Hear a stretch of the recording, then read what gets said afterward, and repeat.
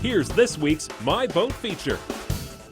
Do you know what one of the most frequently asked questions we get from viewers about boat maintenance is? Well, it's how do I keep my boat shiny and looking like new? So today on My Boat, we're going to meet up with the experts to answer that question. Hey, Tanya. Hi, how you doing? Just great. Thank you. You're welcome. Glad we could spend some time with you today, so we thought, let's talk about the products that you're bringing to the party here. Okay.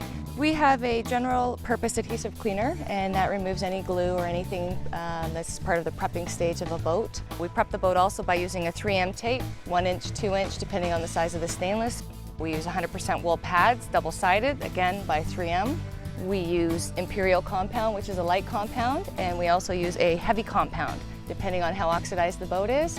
And then we apply by hand, a wax on, wax off application, using their paste wax. So what's the first step? Well, Mike, we've already washed the boat down, so come on and I'll show you. Okay.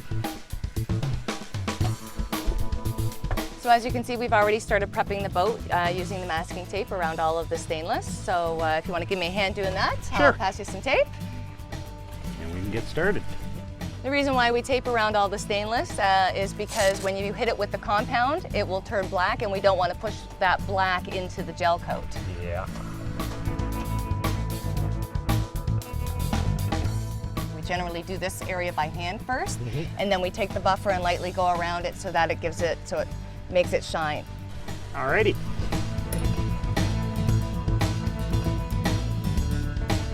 Our next step is we will take our compound and we will gently just put a little bit of a bead in these areas, and we will clean them because sometimes our buffing pad doesn't always get into those areas very well. So if you clean it first with the compound, it helps the process.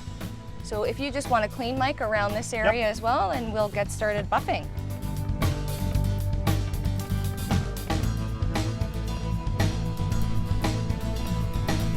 Okay, that's done. Next. So once we've cleaned around the areas, now we take our compound and we will apply it to small areas, and depending on how oxidized the boat is determines on how much compound you will have to apply. So for instance, because this is a newer boat, it still has a very nice shine to it, you just have to apply a little bit of compound, and you take the buffer and you start it at 1,000 RPMs, and you just spread it around a little bit because it does splatter into your area. And I generally work within my shoulders. So as I'm applying, and I always tip it on an angle a little bit, the polisher. At this point, the best I could do was get clear and let the crew carry on. So what do you think is one of the biggest mistakes or shortcuts that a do-it-yourselfer would take when they're trying to bring their boat up like this?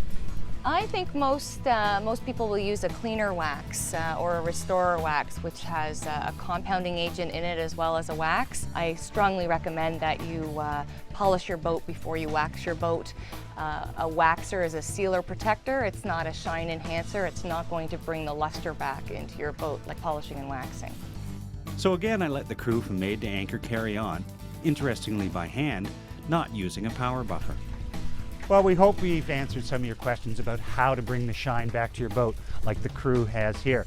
Now, there's no shortcuts to this. It takes knowledge, it takes experience, and of course the right products, but it really takes a professional crew, like the gang here, so that many hands make light work and it gets done in a day.